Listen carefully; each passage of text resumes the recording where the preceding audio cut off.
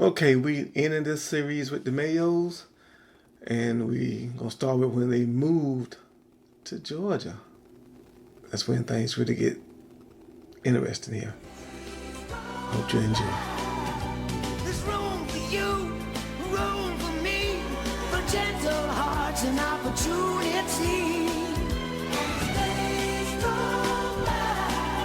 It's the bigger love of the family. Down, came down, we flew down once. We spent the weekend Finding a house. trying to find a house. Found a house. Sandy reconnected with Faith, her cousin Okay. Faith. Yeah, One of her relatives told her, hey, you know, Faith is in Georgia. She's like, yeah, well, we have Faith anywhere we go. She's like, no, your cousin Faith is in Georgia. She actually lives in Georgia. And I hadn't seen Faith since my father's funeral. Wow. So I was 13 then. Yeah. So now you're like, that's awesome. So Faith, we're coming. I called her, Right, find us a house. and we had never been to the Waffle House. And Right. She knows we're from the Northeast. She said, okay, meet us at the Waffle House. I can't remember where it was. And when she pulled up, we recognized each other. And we just ran and just, They was hugging and crying. Yes. But they had seen each other since, you know. Yes, since they were young.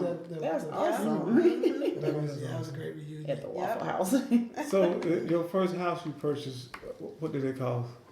The house we bought in New Jersey was $159,000. Okay, in 84, This was in 85, 1989. 89. 1989. It was spring of '89, and I was just telling somebody this the other day. The interest Our rate. interest rate was 11 and a quarter. In So 89? in '89. So it was a combination of it being '89, but also you don't know what you don't know. You know, when you're young and black. What they called it something back then? Yeah, robbery. They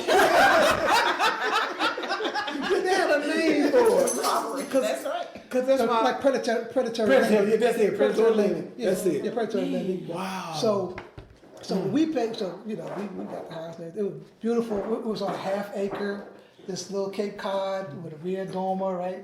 Basement. Pool in the back of the above ground pool. Oh, man. This house was and we kids, you know, Yeah, so like we were like Starting off. yeah, like we arrived, right? So about 2 years in, I guess I've learned about. Now I'm starting to learn to become more financially responsible because you don't know what you don't know, right? Yes. So I'm getting self-educated about finance, right? Because I'm coming through a little money. I'm like, okay, I gotta Know what to manage- do with know what this. to do with it, right? I mean, I manage this thing.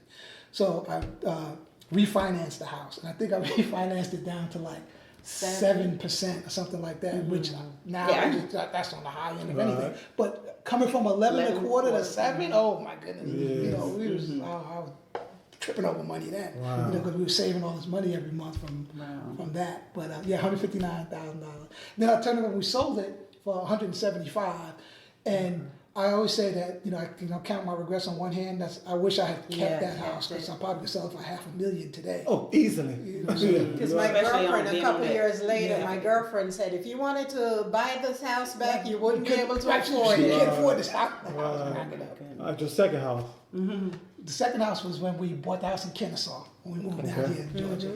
How much was that? I can't remember. That house was 189. 188,000. Okay. Okay, and what year? And that was in 2003. No, 2000. 2000. Right before 9/11. Remember now, this is the year before The 9/11. year before. And I tell you what's so funny. We lived in Kennesaw in the Heritage Club. It was a new subdivision. We picked that spot because there was an elementary school, a middle school, and a high school all in the same For street. all the And we kids. had one in each. So I was like, this is the perfect location. So we get this house, and we had other neighbors, and there was a couple of people that were younger than us. I think so. 2000, I guess I was just turning 40, I guess, and you were, I don't know, 3 years younger than me. Or six. That was- 30. that's how I remember. 6. Yeah, Somewhere 3, there. 4, 5, or 6. I'm not sure. Somewhere around there. So, and there was a lot of younger folks. And I was like, how do these people afford these houses? You know, because then $180,000, $200,000 house was a lot of money, right? So I'm like, how do they afford these houses? But that was again during the time of predatory lending. That was the beginning of the housing bubble. And so that's how all these people get these houses, because you didn't have to have no credit, no down payment, Yeah, no they just nothing. give you a house. They just give you a house. So, because I always used to say the same thing, I don't understand, like, good for them, I'm happy, Right. that's awesome, but just They seems young odd. and- It just seems odd, because I'm talking to them like, what do you do? And then I'm like, okay, then I'm trying to do the math. I'm at Walmart. The math is not mathing, right? The Yeah. math ain't adding up. So, but yeah, so come to find out what was happening, there was a lot of predatory lending that was taking place then, unfortunately. So, Kennesaw. yeah. In Kennesaw. Okay, now, Yeah. Up there. did y'all ever leave Georgia and went somewhere else? Yes. In 2003. 2003. And we moved to Alabaster, Alabama, and lived there for 18 years. Wow. Yeah. Why did you move to Alabama? Another job? So the company that I went, that was a startup in Kennesaw, started after 2000. Well, we were a freight forwarding business. And after 2001, the business was just declining. We were UPS and FedEx, and at that time Emory, the big boys were just, they were owning ground. They were starting to take over ground business too. Again, fortuitously, I'm looking down the road. I'm saying, This ain't looking right. this ain't where this is going to be in a couple of years. Like, I done brought us all the way down here to Georgia. Like, everything's well right now, but it's just, my youngest is in kindergarten. Was not by the time she's in middle school. This job ain't gonna still be here.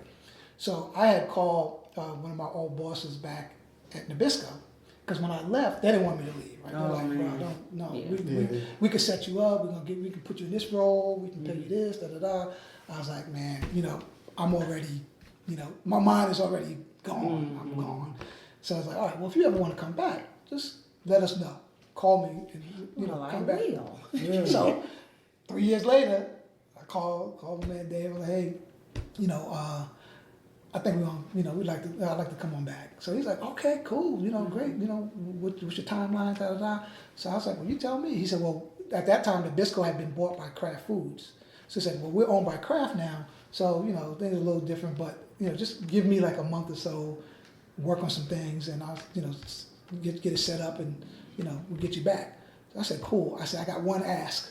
He said, yeah, anything. What? I said, we want to stay down here in the South. We want to stay. Wow. He's like, Bill, I'm thinking you coming back to work for me, man. You're not coming back. I was like, my family loves it down here, man. Kids are settled in school. Everything's good. It's just, dollar goes a lot further down here. So he's like, all right. He said, let me see what I can do. So sure enough, about a week later, so Mark Travis, one of our former bosses, had called me to come to interview in Boston. I was supposed to fly to Boston that Friday and interview with him about getting back to Nabisco. So Dave Clausen calls me and says, I know you're going to Boston Friday, don't go. I need you to go on Tuesday to meet Brian in Atlanta, and he's going to talk to you about an opportunity either in Houston or Birmingham. So I was like, okay, Texas. So I said, nothing in Georgia? He's like, nah, I can't get you in Georgia, but I can keep you in the South. So I was like, all right, I'll do it. So I went and talked to him, because I was like, if we go back to the Northeast, which I didn't want to, I don't want to go to New England. I'm a New Yorker. We ain't New England. We go back there, we got to go, the tri-state area. So long story short, meet with Brian, and the opportunities either Houston or Birmingham. And I was like, well, Birmingham's close to Georgia, closer to New York, because our parents are still there. And so I wound up taking the role in Birmingham, and that's when we moved to Alabaster. Alabaster is like 20 miles south of Birmingham. And that's how we moved to Alabaster, Alabama. And Billy was also starting Kennesaw Yeah, he was State starting college, that yeah. year. And I figured, okay, this run is only 2.5 hours, so right, 2.5 hours. Birmingham would be good. And a funny thing too, I was working for Muhlenberg Hospital in Plainfield, New Jersey, before we moved south, and they told me whenever you're ready to come back, you could come on back. So we had people in our lives. Yeah. God placed the right people in our lives to help us to be successful. Right. Not always what you know, it's who you know. Yeah. Oh yeah. Yeah. Oh yeah. I'm a strong believer in that. Yeah. Say it all. Yeah, I say it all the time. I'm trying to know everybody. We moved to Alabaster because we were attending Turner Chapel AME Church, and as part of the married couples ministry, we were doing this course, and we were focusing on alabaster boxes. Oh, and that's how that came And about. so, and then someone called you and said, if you take the job in Birmingham, right. Alabaster is a good place for And you it to just- live. Like, if I hear about Alabaster one more time, that's where we're supposed to go. Right. And I did Wow. on Christian radio. Wow. So we was like, okay. And so we just one day just drove to Drove to- Alabaster. yeah, me, you, and just started Samaria. driving around Alabaster like, And looking okay, it's a around. little town, but it's called Alabaster. It's in Alabama. Close Let's to go. Birmingham. So there we go. Yep. Oh, that's And that house in Alabama, and that name sounds so funny to me when Alabaster? she first heard of me. You know, I think about Bastard. I'm like, why is she saying that? I couldn't grasp it, but Okay, Alabaster. yeah. Beautiful place to live. Yeah, we loved it there. We absolutely Okay. loved Yeah. it. You bought a house there, and what that house cost? That house was $305,000. That was a 6-bedroom, 4-sided brick, 3-car garage. Basement. See, I should have found something on my phone before I asked you. The Jefferson thing, you moved from the basement apartment to the. Exactly. I mean, just- and we tell young kids that, you Right. know, But don't that's look at smart this out. chapter Yes. of our lives, because, you know, we had to come up, Right, right, right. you know. That's right. $305,000. And what year was that? That was in 2003. 2003. Yeah. Okay, it's still pre-corona. Okay, and so that's a lot in 2003. 305,000. Six Get you a lot of bedrooms. house. How Get a many- lot of house, Especially yeah. in Alabaster, Alabama. Get you a lot of house. How many bathrooms? 5? No. 1, 2, 3, 4.5. 4.5. 6 bedrooms, 4.5 bath. Now, to me, a little country boy like me, that sounds like success. Because if you can now afford a house that size with that many bathrooms, You didn't even say bedroom. You said bathroom. yeah, bathrooms. That's the definition of success. To me, and I don't care how you look at it. I know success is in your own mind. What you do is your success, but to hear that, especially where you come from, how you started, and how And you, the things that they went through. right, them order your steps, how wow. And I would say too, you know, I was saying a moment ago how I started trying to become more financially literate, right? Right. And understand more things about how to best use a dollar, right? That we've always made it a point to try to live a little bit below our means. Now, That's we a didn't great start out point. that way. When we were younger, Yeah. we pretty much bought whatever we wanted, whatever how we wanted, and we couldn't afford Whatever it, our we just parents whip out wanted, the- they got it. Right. Whip out the credit card if you gotta do that or whatever. But then we realized, okay, you know, you don't want to just be a consumer. Like the key to money is, and this is what I enjoy about our lives now. Be a consumer. There were so many years, I guess, you know, what, 25, 30 something years we worked for money, but now money works for us. You know what I'm saying? Like, so it took a while to understand that, okay, you don't spend everything you get. You Right. you can Exactly. enjoy your life and you can have good things and everything. Exactly. But a part of this, you got to be putting to work. Yes. Let this money, invest this, save what you need to save, invest what you need to save, and then let that become, well, because someday you're not going to be able to keep doing what you're doing. Or Right. someday you may not want to keep doing what you want to do. Right. So you want to get to a place where you have the freedom of choice. You said something earlier that I can relate to in a great deal, in that I don't like to be told what to do. Right. I have standing to I got control issues, right? I feel you, brother. I don't know what it is, but because of that, you know, like I've always wanted to be in positions where I'm making decisions. I'm Yes. kind of helping Yes. to, you know, steer the ship because I have confidence in my ability to steer the ship. But you know, you always have to answer to somebody. right? So it's like, okay, I still got to answer to somebody. Oh yeah, no right? doubt. But you know, you want to get to a point where, okay, if I don't want to do this anymore, if I don't want to get up and go to work today, nobody's coming to turn my lights off. Nobody's gonna ask me for the keys to my car. Nobody's gonna come and throw us at the house because we can pay for it. We can still pay for it. And that was my goal, to get to a point where, okay, she's been retired for 20-something years, and I was like, I love her life. Yes. Like, I want to do some of that too. You know, where I can just chill. You know, It's harder than staying home. with 3 kids, a lot of work. But I want to get to a point of independence, so to speak. You know, right, where you can just, you know, you don't have to answer anybody. You can do what you want to do. And so that became my new model for success. Right, achieve what you can achieve, but now get to a point where if you want to be a boss, the real boss move is you ain't gotta do nothing. Right. Just, what am I do today? I'm nothing. I'm just gonna listen to some music, or no, let's go to, you know, I'm in that collective now with some of my colleagues from school. Okay. You know, let's get on the conference call and let's talk about what program we're gonna try to produce and do this, that, and the other. You know, just whatever you want to do, anything. You know, you do anything you want to do. Now, so you got a lot of people that retire and still have to work. So they retire from the company or the job or the career that they're in, but yet still have to work. Right, because So they like, yeah. They retired from that, right, but not retired from life. Right. Because, you know what? Part of it is because, again, we've said this several times about you don't know what you don't know. We're not taught these things in school, right? If you don't, and we talked about good models, but even some of our good models weren't necessarily financially astute. Right. Right? They may have been homeowners or what have you, or had good paying jobs, whatever. But they didn't know how to.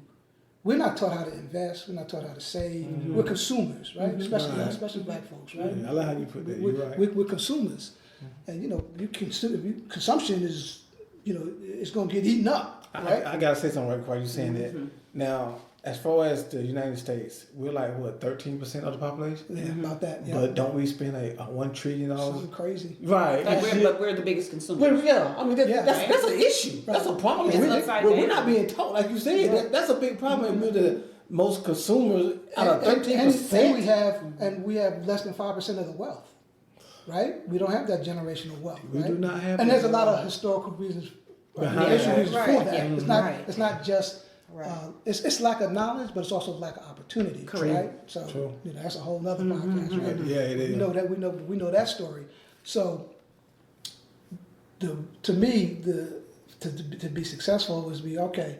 Let's be wise about how we use our today's blessings for what will life be tomorrow. If we expect to live for a certain amount of years, and we need to prepare ourselves, position ourselves so that we can do that. And not just have to work forever. Amen. What we're not taught that, but then once you learn it, you know, shame on you if you don't do something about it, right? Like you got to then take that knowledge and put it to work for you. So where I might have wanted to go and buy a new car or go and do this or do that, I'm like, nah, we don't have to do that. I'm gonna take this money instead, and that's gonna go in the investment, you know, plan instead of spending, instead of consuming it, we're gonna save it. Right. Instead of getting this, we're gonna get this. Yes. You know, And you instead could of be just as happy. getting that. Yeah, you can be just as happy. I agree. You don't have to drive a brand new car. Even though we drive a Mercedes and a Cadillac, we didn't buy them brand new. That's right. Never will. You know, Never will. And the Cadillac, we just paid cash. Right. You know, no interest rates. I haven't had a car note in, oh gosh. Since you retired, right? No, before that. No. I had a car note before that, but it's been Because he always I had had a company company cars car, too. Yeah. which was a blessing. That is nice. Company car, gas car. Yeah, that is nice. This is a gas car. Yes, especially that gas car. That is nice. And our first Mercedes, we bought it from Faith. Yeah. And we paid cash for it. So the day that we were talking about that reunion earlier, Faith rolls up in this beautiful, like what's called moon glow E320 at the time, right? This Mercedes. I was like, this car is incredible. It's gonna be beautiful. And This how y'all doing in the I said he's sitting up front. y'all They doing sitting up front talking. I'm sitting in the back. This plush leather. And I'm like, oh man, it's gonna be nice. It's gonna be nice. So I'm like, that's why I like that with these. But I'm like, yeah, this is like I don't know, $40,000 car at the time, or whatever. I'm like, I'm not spending that kind of money on no car. Right. But I bought that car. Okay. From her Drake. They They're ready to get a new car. I was upgrading. like, yeah. He's like, yeah, I'm thinking about selling the car. I said, how much you looking for? I'm looking like 20 grand. I was like, okay. Yeah, I'll get it from you. Yeah. We love that car. Oh my Gosh, that's great. So that's one of the things we learned. You don't have to portray. Well, you know, you That- can like try to look, don't try to look Right. Right. You don't have to. Be, Yeah. right. You know. Yeah, I agree. I totally agree. Right. That, You know, you know, you Don't you, buy it if it's gonna hurt. Right. Everybody's going right. You can't Yeah. afford it. Don't Yeah. get it. Yeah. Yeah. Yeah. Folk want to keep up with the Joneses. They want to Right. feel a certain way, look a certain way. Yeah, and I think you know, for us as black folks, you know, the unfortunately, the psychology of this consumer environment we live in this society, because we're made to feel less than. Not that we feel less than, but because we're made to feel less than, we need to. We feel like we have to show. Dress it up. We have to right. We have to show that you know. We belong, something. we're worthy, right? We're where you are. We can afford what you can afford. Right. Even if we can't, we're gonna act like we Right. can. Yeah. You know, I'm gonna have a brand new this or a brand new that because I want to show you that I'm capable, even though I'm struggling to do it. Right. We're gonna put on the airs of that. Maybe that's a part of why we're the biggest consumers. Yeah, Because we're- yeah. Good point. You track Yes, things. because we're trying to make our we're trying to overcome, Right. make up for the Right. societal well-being. deficit. Right? Like we know you're looking down on us, so we're gonna give you a reason not to. Not to, yeah. So I By look good looking this way. shiny. Yeah. You know, Too sharp and shiny. And you know the bad thing about it? Our skin color still the same. I don't care how hard you try, Yeah. they gonna still look at you the It same don't matter to way. them. Yeah. Prime example, They don't Bill care. Cosby. Yeah. Yeah, that doesn't matter. Oh, prime Yeah. example, Bill Cosby. Yeah. He tried to buy NBC. Right, Everything went down. People come out. Me Too's came out the woodwork like, no, you're not gonna buy NBC. You get a little bit too above yourself. Yeah, that's And I exactly right. remember your dad. We had a credit card burning night at his dad's house. Credit card, friend. Yeah, he was like, try to just use cash, and we just burned all of our credit cards. Of course, we did take some out after, you know, because you got to have credit Right, to show that you could pay it off. Right, but we had it because this is like in the early, Oh my the late, gosh. the early '90s. I think we had like Everything. three MasterCards, 2 Discovers, American Express Gold Card, this Diners Club, Discovery. You So name you it. just started out Oh, getting Yeah. them. yeah, because they, you know, you could. because you could. When you graduate You're from young and in the dumb. mail. You don't even have to apply. You don't They have just- to apply. they just send it. They After just send graduation. it. They would just send it to Yeah, you. they just send them to us. And then my great aunt had bought a house in Queens, nice house. And what she did to pay that house off was she lived in the basement and rented the house. Hot commodity. And paid people her house talked about her and talked about her. But she was planning for her future. Yeah, she was. Because It's her house. Because when she sold that house, she bought a condo. And she lived to be 94. God rest her soul. God Right. bless her. You know, but people talked about how could she just live in the basement and have these She people was running through making it her work for house. herself. Exactly. But that was her own money. Yeah. Yeah, she was making Yeah. That's what money work for. Right, that's what's up. She was making it work. That's good. Well, I Yeah. I appreciate y'all having this podcast. It's gonna be a 2-part episode. Absolutely. Because this went over about 2 hours. Oh my Way gosh. too long. so So you'll probably split it Oh up. yeah, I'm gonna split it up so y'all can be part 1 and part 2. Okay. So that's great. No problem, no biggie, because this was very informative, and I appreciate everything y'all said. Now before we go, I always want to ask the guests: do you have any last words for the people who are listening? I'm gonna start with you, Sandy. Any last words for the people who are listening? Black success. For black success, Mm-hmm. first of all, you got to believe in yourself and believe in a higher power. And we truly believe in God and that He orders our steps. And when you fall down, you know you can get back up. Amen. because of your faith. Amen. And not the cousin in Atlanta, but the other faith. Right. That's right. That's right. Right. Dana Dane. Yeah. I like keep God first and everything else will fall in line. Yeah. True statement. True statement. Bill, in the last words. I would just say that success is how you define it. The word success has its own connotation within the context of the United States. And we know as a people where we've been in the context of the United States, where we are, but where we hope to be is a different definition of success, I think, than what society would deem as successful, because too much of what is deemed as successful in the United States is based on materialism. And I think that true success for us as a people is our ability to overcome the psychological chains that we have dealt with for generations and continue to deal with.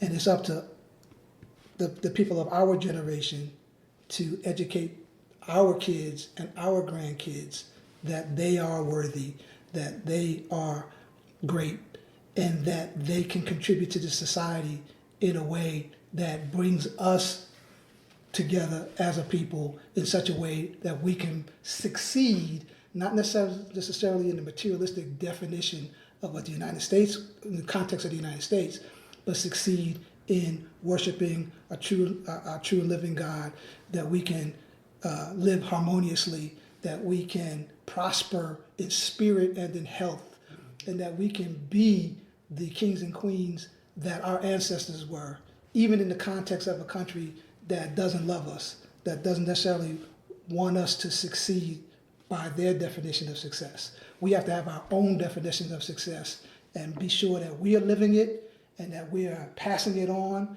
so that each generation it becomes more and more of a reality. Well put, well said. I appreciate that. Well said. But what I have to say is, once again, I really appreciate y'all being on here.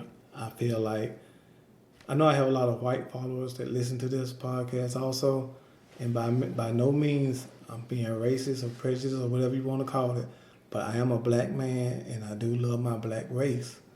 And it hurts me to no end to see them doing things that not productive. Black success, I want them to hear from someone that's young and successful, from someone who has been through it and is retired and successful. But just know that you can do it. It's a mindset. I haven't seen what I've seen the past 2.5 years as far as successful black people in my 49 years of living until I met this young lady from Alabama. I've seen her family, I've seen her in-laws, and it blows my mind, because what I've seen in my life is nothing like what I'm seeing in my later life. But now that I do know, when you know better, you do better. So now I want to educate my black people that are listening to this podcast to do better, to touch someone that you see that's successful and ask them how they get there. Ask questions. Want to be someone. Like Bill said, the objective of school, know what that means. It's to learn and to pass. It ain't to act up and play, and there's no one dumb. Just keep that in mind. No one is dumb. Some people may be higher at other things in life than others. Some people are more creative, some people more athletic, but there's no one dumb. Just realize that you are not dumb. You can do what you want to do, but the key word is what you want to do. So just do it. Generational wealth, it can go a long way. And I've been preaching that for a long time, generational wealth. I'm trying to get to that point in my life also.